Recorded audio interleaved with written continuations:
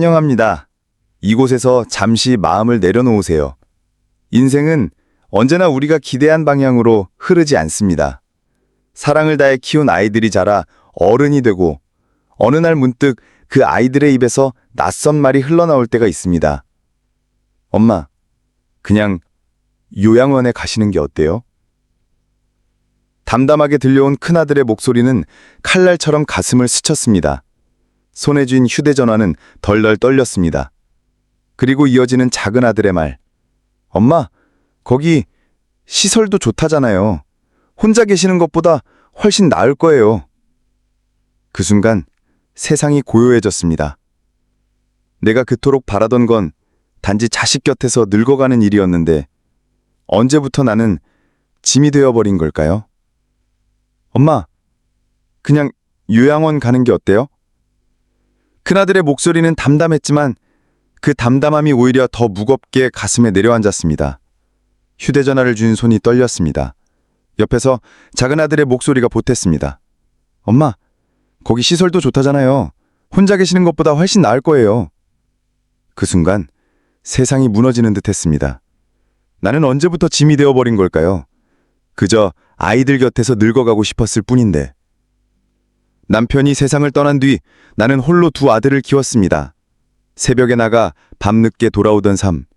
밥 한 끼를 굶더라도 아이들 학원비만은 챙겼습니다. 몸이 아파도 쓰러질 수 없었습니다. 내 청춘은 오직 두 아이의 내일을 위해 바쳐졌습니다. 그리고 아이들은 자랐습니다. 큰아들은 의사가 되었고 작은 아들은 대기업에 들어갔습니다. 세상 누구나 부러워할 만한 아들들. 나는 생각했습니다. 이제는 내 삶도 조금은 편안해질 수 있겠구나.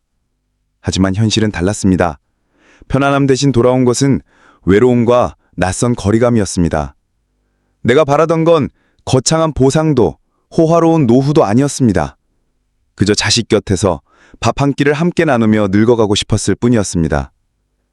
그날 밤 잠은 오지 않았습니다. 텅 빈 통장과 지쳐버린 몸, 그리고 허무한 마음만이 곁에 있었습니다. 천장을 멍하니 바라보다가 문득 깨달았습니다. 이대로는 내 인생이 사라져버리겠구나. 그 순간 나는 결심했습니다. 남은 생은 이제 나를 위해 살겠다. 남편을 떠나보내던 날 어린 두 아들을 품에 안고 다짐했던 말. 엄마가 지켜줄게. 그 약속은 나는 지켜냈습니다. 그러나 이제는 스스로에게 말해야 했습니다. 이제는 내가 나를 지켜야 할 때다. 그 결심은 내 삶을 바꿔놓았습니다. 그리고 노년을 살아가는 우리 모두가 기억해야 할 몇 가지 법칙이 있다는 걸 알게 되었습니다. 그것은 단순한 생존의 지혜가 아니라 늦은 삶을 더 빛나게 하는 비밀이었습니다. 오늘 그 이야기를 함께 나누고자 합니다. 여러분의 마음을 위로하고 또 제 이야기가 누군가의 내일에 작은 빛이 되길 바랍니다. 결국 작은 아들은 원하던 대기업에 들어갔습니다. 엄마, 이제 저도 돈 벌어요. 엄마가 고생한 만큼 다 갚아드릴게요. 그 말을 듣던 순간 나는 드디어 다 해냈구나 하는 생각이 들었습니다. 이제는 조금은 편해질 수 있지 않을까? 이제야 내 노력이 보답받는 순간이 오지 않았을까? 그렇게 믿었습니다. 그러나 인생은 늘 기대와는 다른 얼굴을 보여주곤 합니다. 큰아들이 병환일로 바쁘다며 전화를 걸어왔습니다. 엄마, 우리 아기 좀 봐주실 수 있죠? 그 부탁은 거절할 수 없는 것이었습니다. 손주가 세상에 태어나자 나는 다시 예전처럼 밤낮을 가리지 않고 헌신했습니다. 젖먹이 아이를 돌보고 밥을 차리고 집안일까지 또 맡으며 허리가 휘어질 정도로 지쳤습니다. 하지만 손주가 내 품에 안겨 방긋 웃어줄 때면 그 모든 피로는 사라졌습니다. 이제 내 삶의 이름은 엄마에서 할머니로 바뀌었구나. 그렇게 스스로를 위로하며 묵묵히 받아들였습니다. 하지만 어느 날 큰아들에게서 또 다른 전화가 걸려왔습니다. 엄마, 혹시 모아둔 돈 좀 있으세요? 뜻밖의 물음에 순간 얼어붙었습니다. 사정은 이랬습니다. 병원 임대료가 치솟아 이사를 가야 하는데 보증금이 필요하다는 것이었습니다. 엄마도 아시잖아요. 요즘 상황이 진짜 힘들어요. 근데 엄마도 애들 봐주면서 용돈 받으셨잖아요.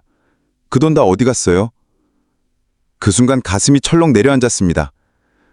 아들아, 엄마도 생활비가 필요해서 남은 돈이 없다.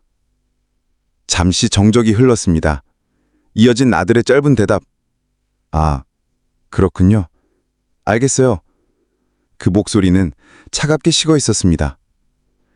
그날 이후 아들의 태도는 눈에 띄게 변해갔습니다. 매일같이 해주던 안부 전화도 끊겼고 손주를 맡아달라는 부탁도 사라졌습니다. 바빠서 그런 줄로만 생각했지만 점점 더 긴 침묵이 이어졌습니다. 작은 아들까지 연락을 뜸하게 하자 가슴 깊숙이 불길한 예감이 스며들기 시작했습니다. 명절이 되던 날 거실에서는 두 아들이 마주 앉아 이야기를 나누고 있었습니다. 나는 부엌에서 설거지를 하며 조용히 그들의 대화를 엿듣게 되었습니다. 진짜 요즘 너무 힘들다. 대기업 다닌다고 다 좋은 게 아니야. 대출에 애 학원비까지 감당이 안 돼. 그러게 말이야. 병원도 수입이 줄어드니까 나도 빠듯해. 나는 아무렇지 않은 척 그릇을 씻고 있었지만 가슴 한쪽이 서늘해졌습니다. 예감은 점점 더 어두워졌습니다. 그러니까 엄마도 이제 좀 현실을 아셔야지. 그 말에 손이 멈췄습니다. 솔직히 엄마가 계속 여기 계시는 것도 쉽지 않아. 맞아. 우리도 힘든데 언제까지 엄마를 챙길 수 있겠어? 심장이 덜컥 내려앉았습니다. 믿을 수가 없었습니다. 정말 내가 짐이 된 걸까? 작은 아들의 말은 마치 마지막 일격처럼 내 가슴을 꿰뚫었습니다. 그리고 솔직히 엄마한테 돈이 없는 게 말이 돼요? 우리가 드린 용돈도 있고 예전에 가게 하면서도 꽤 벌었잖아. 아빠 보험금도 있었고 그 돈 다 어디다 쓰신 거예요? 숨이 막혀왔습니다. 뜨거운 물에 손을 담그고 있었지만 온몸은 얼어붙는 것만 같았습니다. 그때 지난 세월 동안 내가 들었던 말들이 파편처럼 되살아났습니다. 엄마, 이제 그만 쉬세요. 엄마, 이제 우리도 힘들어요. 엄마도 좀 현실을 아셔야죠. 그 모든 말이 하나의 문장으로 이어져 갔습니다. 엄마, 그냥 요양원 가는 게 어때요? 그 순간 손에 쥐고 있던 그릇이 미끄러져 싱크대에 부딪혔습니다.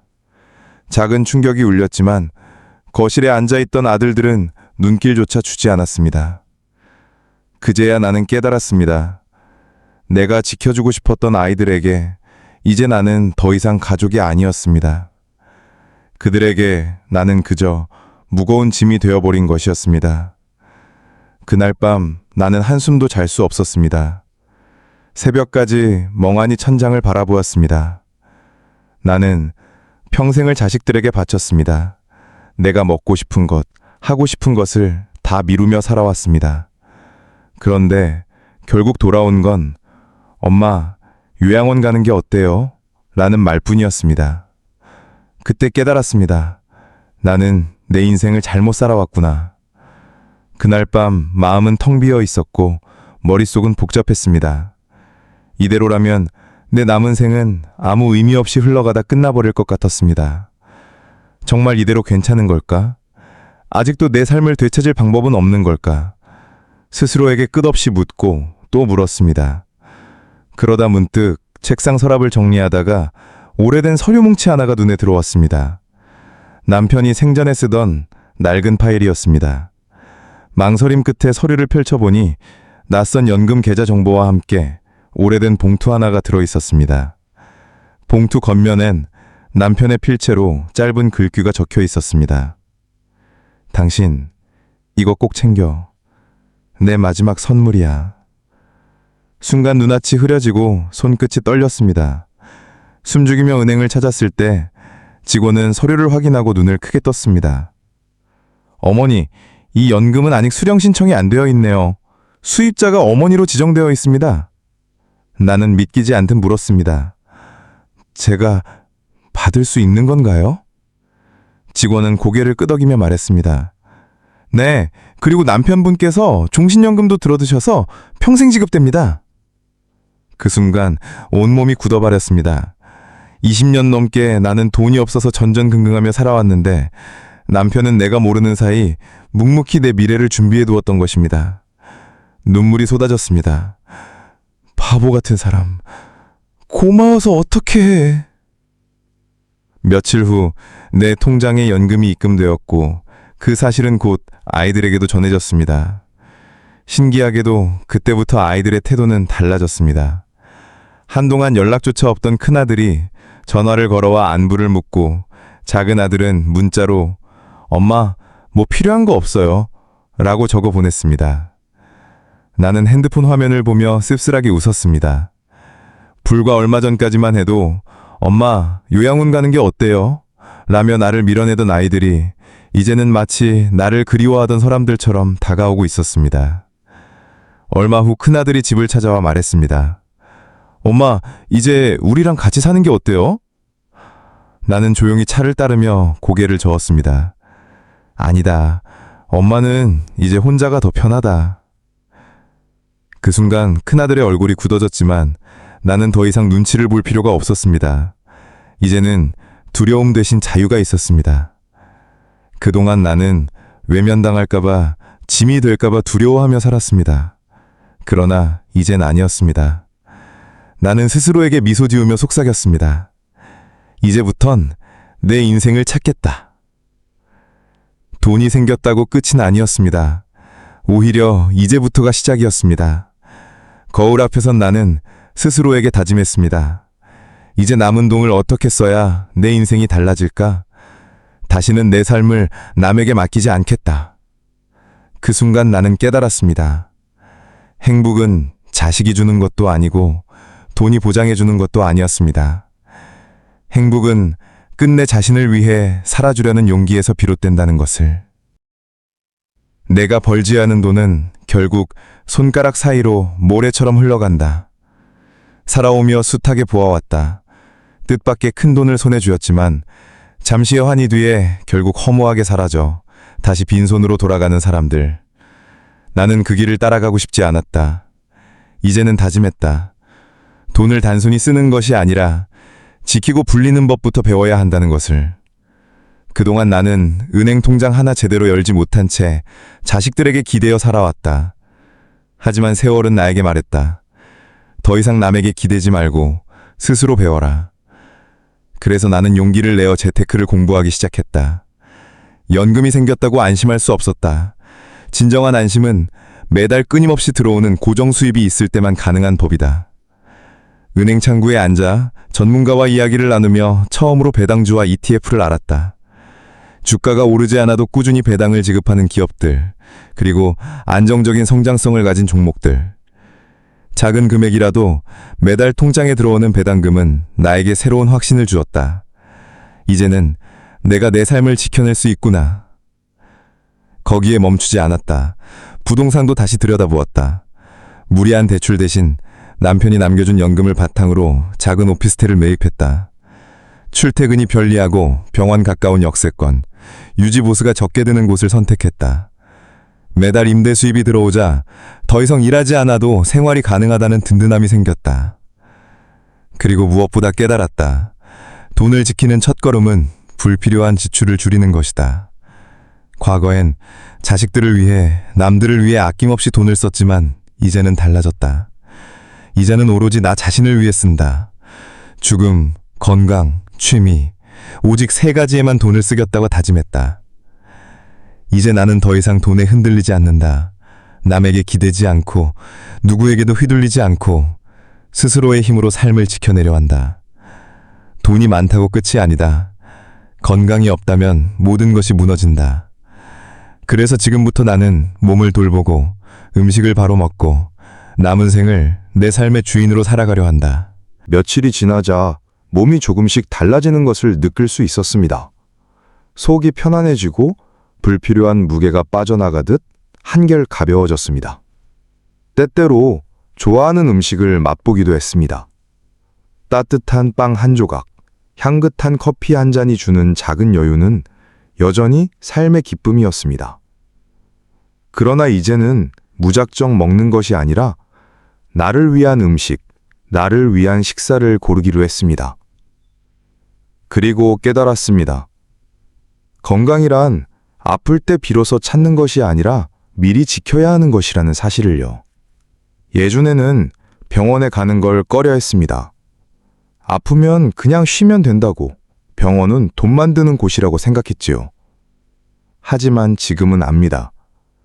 정기적인 검진이야말로 내 삶을 지켜주는 가장 단단한 버팀목이라는 것을요. 혈압, 혈당, 골밀도, 그 작은 수치들이 곧 내 삶의 나침반이라는 것을요. 몸을 돌보듯 마음 또한 돌봐야 한다는 것도 이제야 알았습니다. 몸만 건강하다고 해서 삶이 온전해지지는 않습니다. 마음이 병들면 어떤 풍경 앞에서도 행복할 수 없으니까요. 그래서 나는 마음의 짐을 내려놓기로 했습니다. 나를 힘들게 하는 관계는 조금씩 멀리하고 함께 있으면 따뜻해지는 사람들과 더 가까이 하기로 했습니다. 가끔은 혼자 음악을 들으며 책장을 넘기며 스스로의 마음을 어루만지는 시간을 갖기도 했습니다. 그제야 알았습니다. 돈도 자유도 결국은 건강 앞에서 무력하다는 것을. 아무리 많은 부를 쌓아도 몸이 아프면 즐길 수 없고 마음이 병들면 행복할 수 없습니다.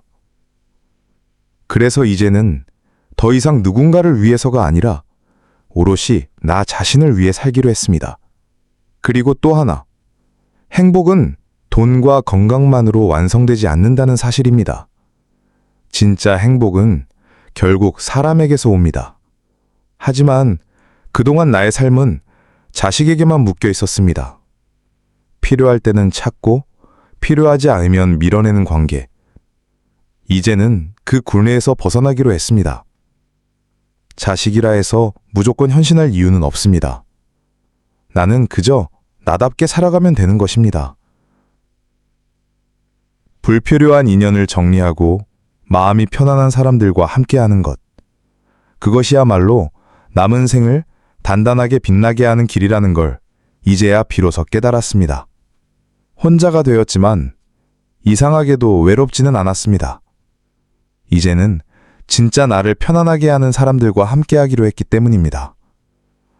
과거에는 자식들의 필요에 맞춰 내 삶을 조율했지만 이제는 내 마음이 평온한 사람들 곁에서 차를 나누고 소소한 담소를 나누며 하루를 살아갑니다. 이웃과의 짧은 대화, 작은 모임에서의 인연조차 내 삶을 풍요롭게 해주었습니다. 사람들과 어울린다는 것이 누군가를 위해 희생하는 일이 아니라는 것을, 그저 가볍게 웃고 편히 나눌 수 있다는 것만으로도 인생이 충분히 따뜻해질 수 있다는 것을 알게 되었습니다. 나는 이제 나를 힘들게 하는 관계가 아니라 나를 웃게 하는 관계만 남기기로 했습니다. 그리고 세 번째, 취미를 갖기로 했습니다.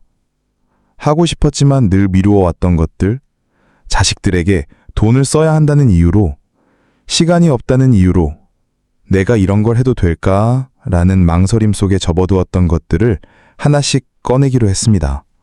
오래전부터 마음속에 담아두었던 요리 교실을 등록했고, 새로 배우는 레시피로 내 자신을 위해 정성스럽게 음식을 차려 먹을 때 작은 기쁨이 나를 가득 채웠습니다.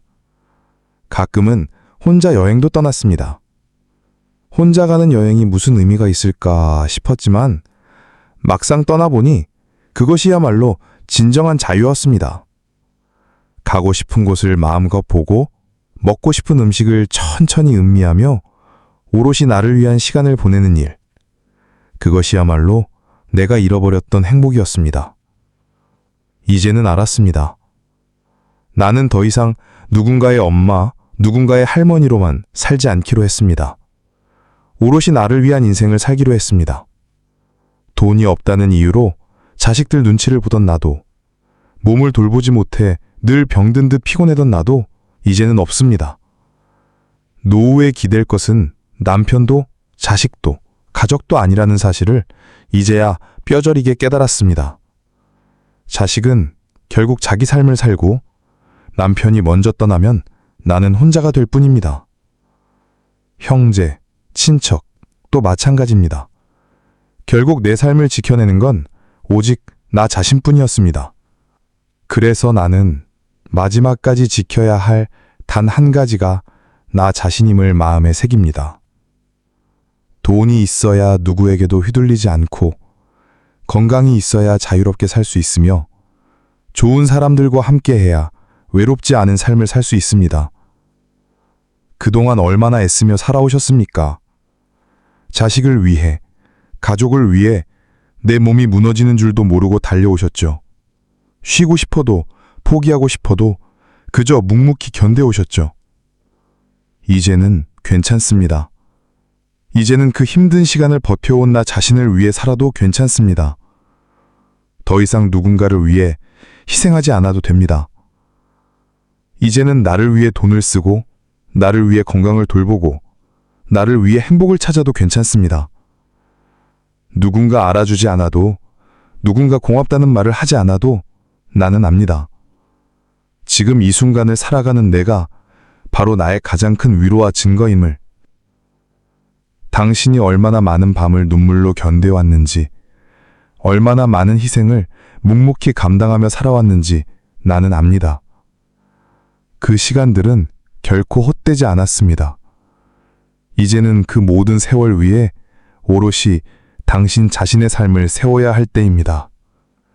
앞으로의 날들은 더 이상 누군가를 위해 소모되는 시간이 아니라 온전히 나를 위한 시간이 되기를 바랍니다. 당신은 행복해질 자격이 충분합니다. 아니, 이미 그 모든 고생과 기다림 속에서 행복을 누릴 자격을 다 지니게 되었습니다. 그러니 이제 새로운 인생을 시작하세요. 작은 기쁨에 웃고 사소한 순간에도 따뜻함을 느끼며 스스로를 존중하는 삶을 사세요.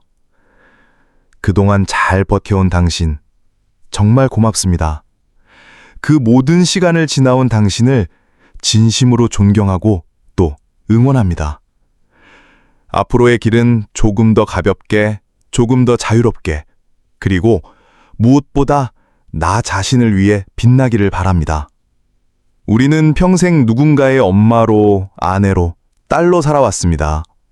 늘 누군가의 이름 뒤에 따라붙는 존재였고, 늘 누군가를 위해 먼저 일어나고, 먼저 희생하고, 내 마음은 늘 뒤로 밀려 있었습니다. 하지만 이제는 다릅니다. 이제는 나라는 이름으로만 불리고 싶습니다.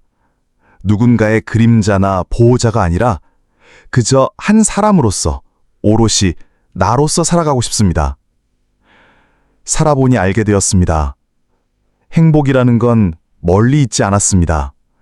그거 화려한 것에서 오는 게 아니라 따뜻한 차 한 잔을 마시는 순간, 좋아하는 사람과 편히 웃을 수 있는 시간, 그리고 나 스스로를 미워하지 않고 껴안을 수 있는 마음에서 비롯된다는 것을요. 이제는 더 이상 참아야 한다는 말로 나를 묶지 않으려 합니다. 먹고 싶은 음식을 맛있게 먹고, 가고 싶은 길을 천천히 걸으며 내 몸이 원하는 만큼 쉬고 내 마음이 바라는 만큼 웃으려 합니다. 외로움이 찾아올 때도 있겠죠. 하지만 그것은 결핍이 아니라 자유의 또 다른 얼굴일 뿐입니다. 혼자라는 건 곧 비워진 자리가 아니라 내가 나를 채울 수 있는 가능성의 공간이었습니다. 이제 깨닫습니다. 삶의 마지막까지 곁을 지켜줄 단 한 사람은 바로 나 자신이라는 것을요.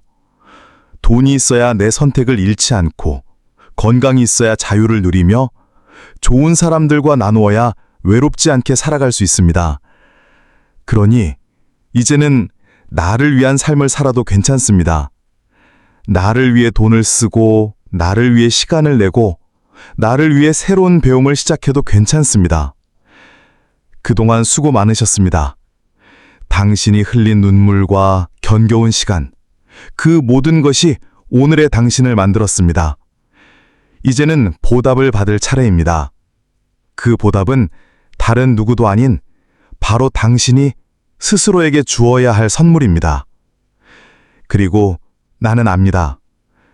그 선물은 이미 늦지 않았다는 것을요. 아직 당신의 계절은 끝나지 않았습니다. 남은 날들을 천천히, 그러나 풍요롭게 살아가면 됩니다. 누군가의 이름으로가 아니라 온전히 당신 자신의 이름으로.